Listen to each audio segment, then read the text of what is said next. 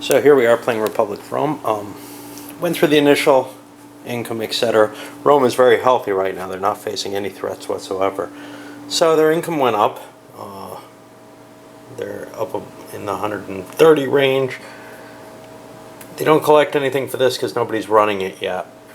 Their army, they had to pay maintenance on that. That's fairly significant. It's in the 30s now. But that's okay. People are starting to pile money into their faction treasuries.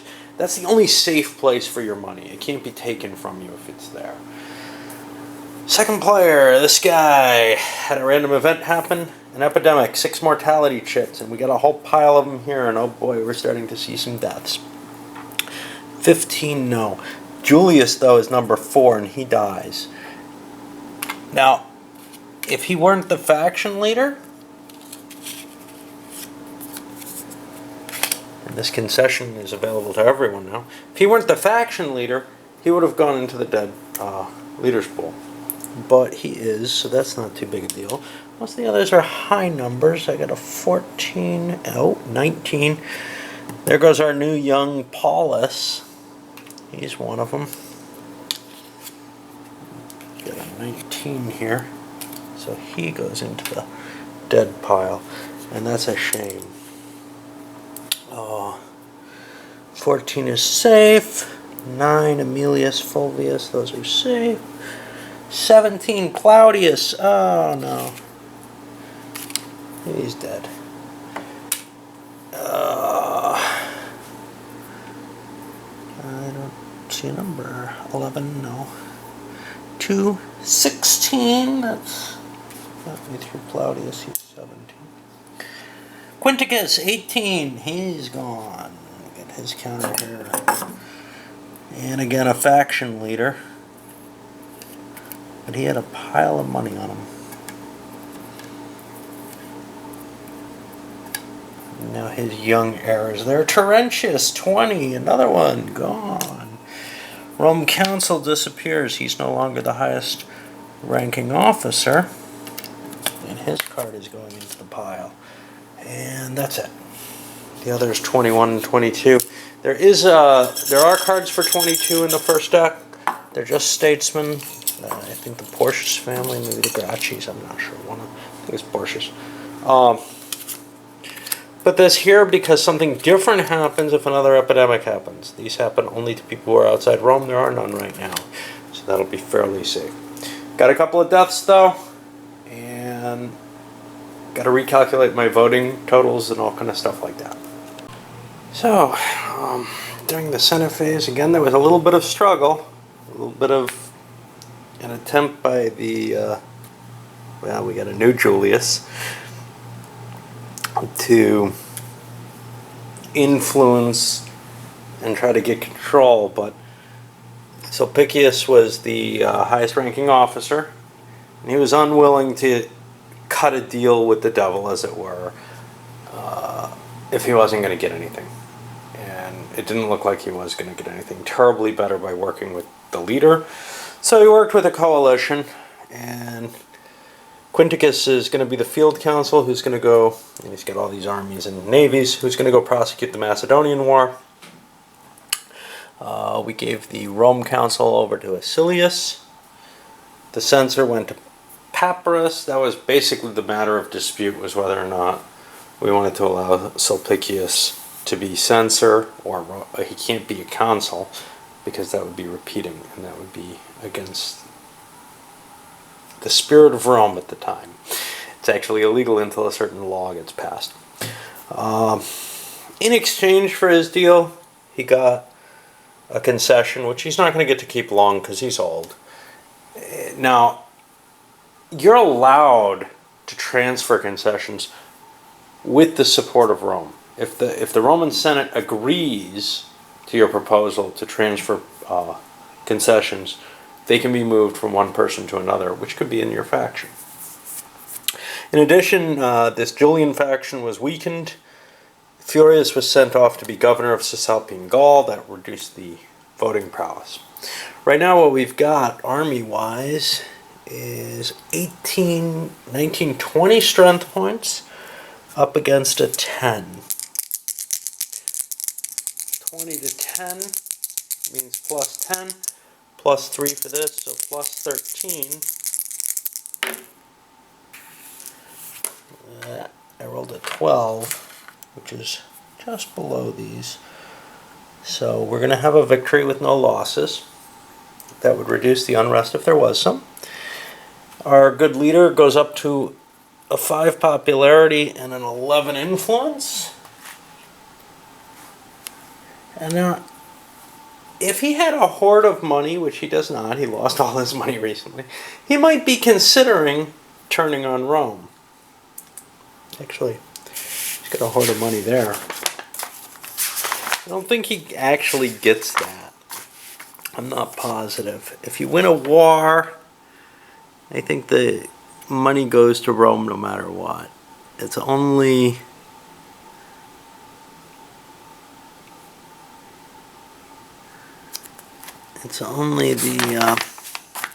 yeah, I'll look that up later. Anyway, he's not going to take a shot at it. He's going to return the armies. So this goes up by 5. I'm pretty sure he doesn't get to keep the cash for that. But the behests, you could convert. So those are a little different.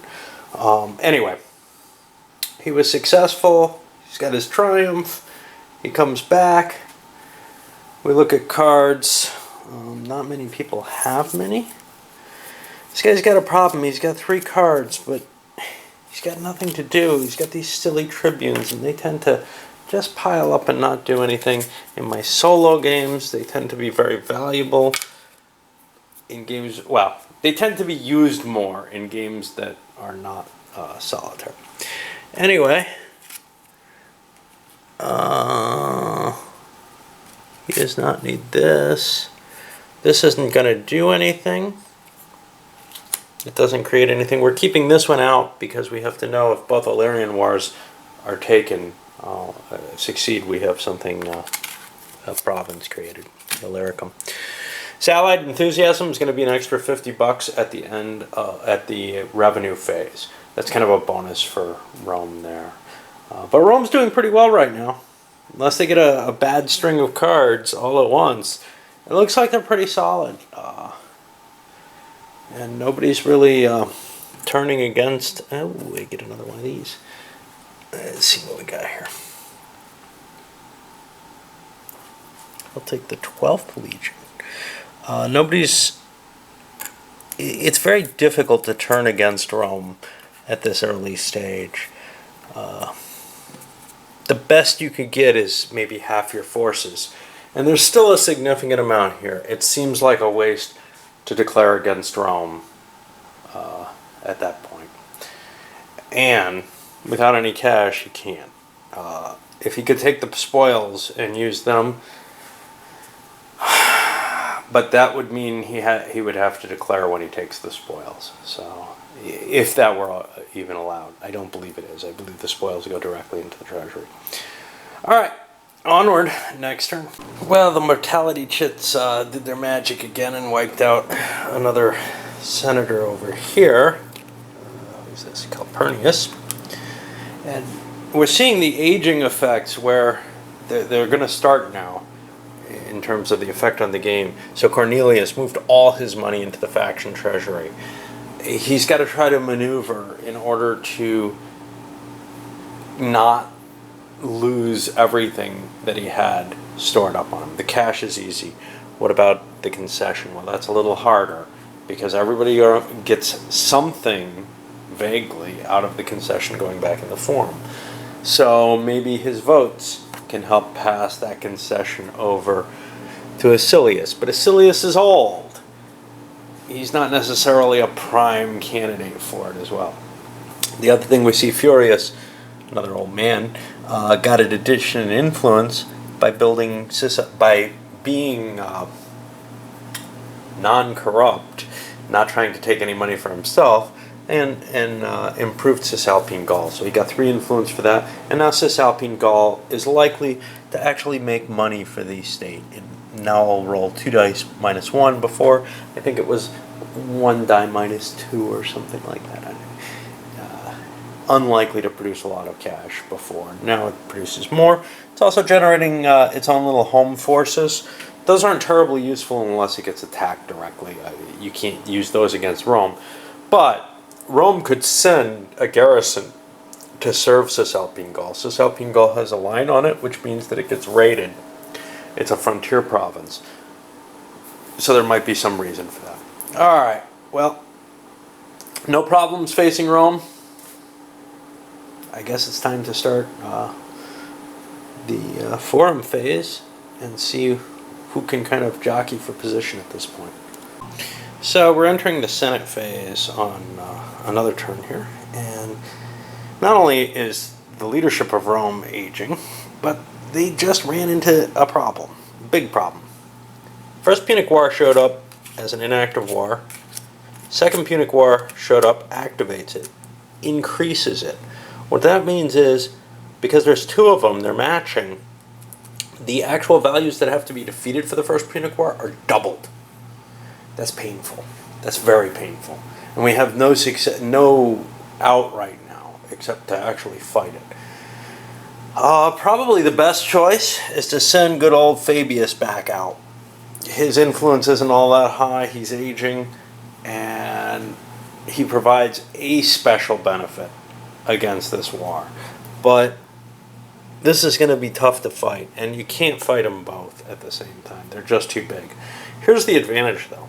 This war is strength 20. That means, at this point, because it's doubled, that means that we're eligible to declare a dictator, which can increase the strength. Not only is the dictator a higher rank than the other, than the consuls, but he's able to bring a master of horse with him. So he could drag, someone like Julius along, or vice versa. Julius could be made dictator, and Fabius could be made his master of horse. But you want Fabius' special ability, so he has to be the one leading the battle. You could bring these extra 4 strength points along, which will increase the chances without having to greatly... that's $40 worth of navy or whatever that has to go in here. This is going to tax the Roman capabilities here, and if they fail, if they roll one of these special effects, and only Scipio Africanus, I think, is able to cancel them for the early Punic Wars, then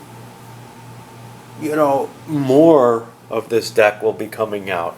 More bad things will be happening. As it is, it looks like they can't prosecute both of these, so this is going to end up as an inactive war and increase unrest. Speaking of which, with our great leader Acilius, who has no popularity and chose not to host any games, he got a kind of questionable roll.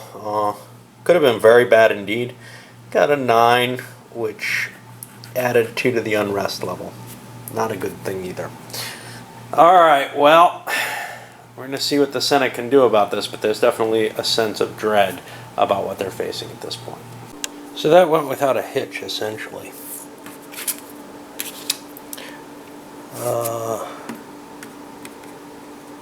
It's going to be an unprosecuted war for next turn. Okay. So...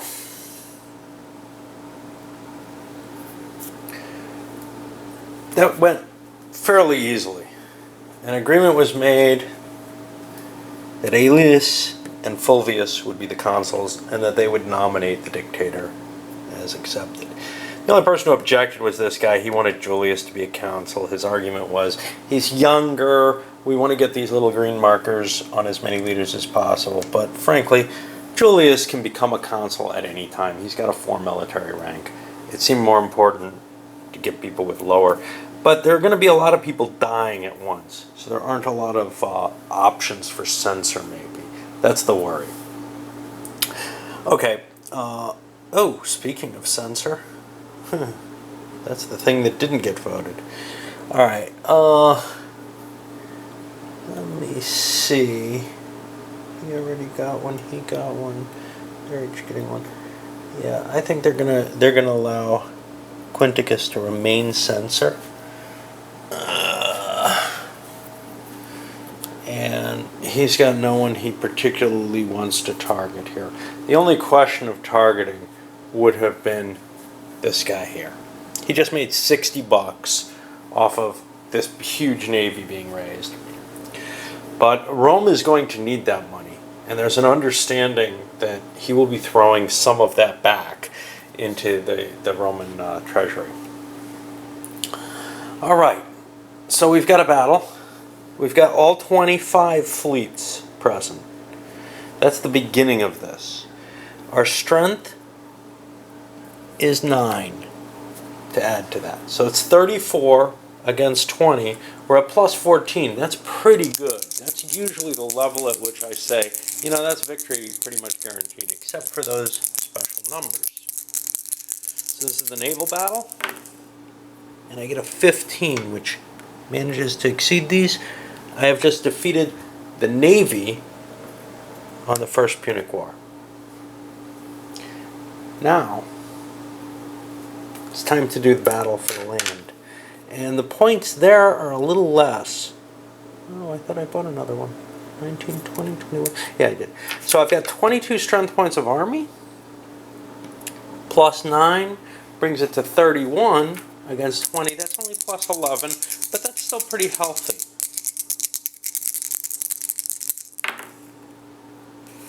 An 8 plus 11 brings me to 19, which is again a full victory. The Punic War has been defeated. However, what does that mean for Rome? Because he just picked up, our dictator, just picked up 5 plus 5 for his 2 victories. He's up to 25 influence. It's not enough to win the game. 35's the win the game level. But it is enough that he's going to be a danger in the Senate next term. There's no reason to march on Rome. People are going to try to kill him or something, but he's going to make a shot at trying to vote himself in as consul for life. Now, that's 60 bucks over there. That's a big step towards preventing that. So what happens? What's the net effect? Sicily and Sardinia, Corsica are going to be created, and 35 bucks go into the treasury. That's important because we've got this. Now, unrest drops down to 0 because this was a big enough victory that it will... Oh no, I'm sorry. Drops down to 1. It's only a 1 point drop. And then we had these new Sardinia, Corsica, and we got Sicily too, which will be assigned by the next Senate. This goes here.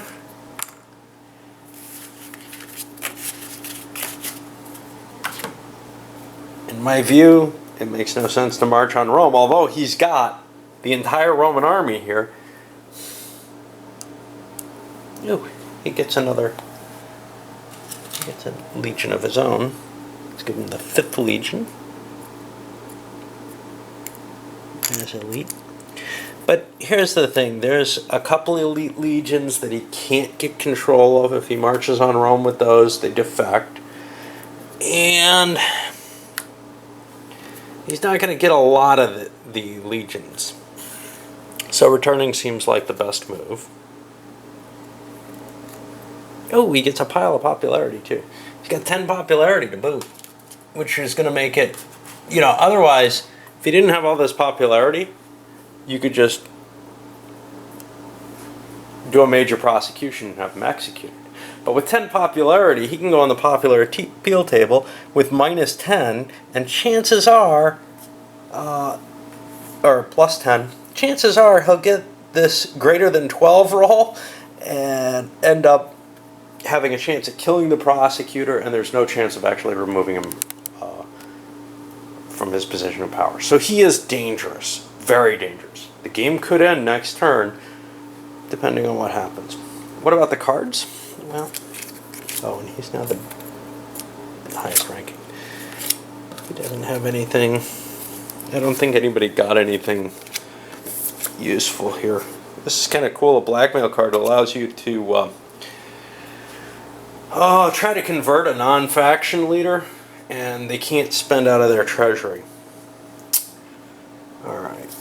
this guy is at the same. He's still got the 18, which is this card. He's got a... It's tough because you can't really offer a deal. I mean, you can, but when you do, you prove something.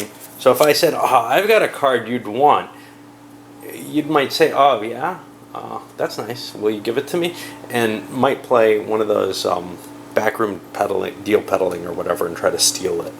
So you kind of don't even want to open up to the negotiation. You're just hoping somehow this guy loses his family. Or the other side of it is Rome needs this leader so badly for Macedonian Wars that you do actually make some sort of trade or deal involving moving it. But it can only be moved at the end of the turn. All right. Well, that is the end of this turn. And next turn should be interesting. We've left an unprosecuted war in place, which I believe does not affect unrest right away. It affects it. I'm not positive of that. I'll look that up. So unrest is either going to be at 1 or 2. It's not much. The advantage of it being at 2 is that Rome can handle it now. And I think that's actually how it is, by throwing some games. We also have another effect, though. It was ignored. So there's a Second Punic War is where Hannibal is running around Italy. But I'm kind of playing in SPQR.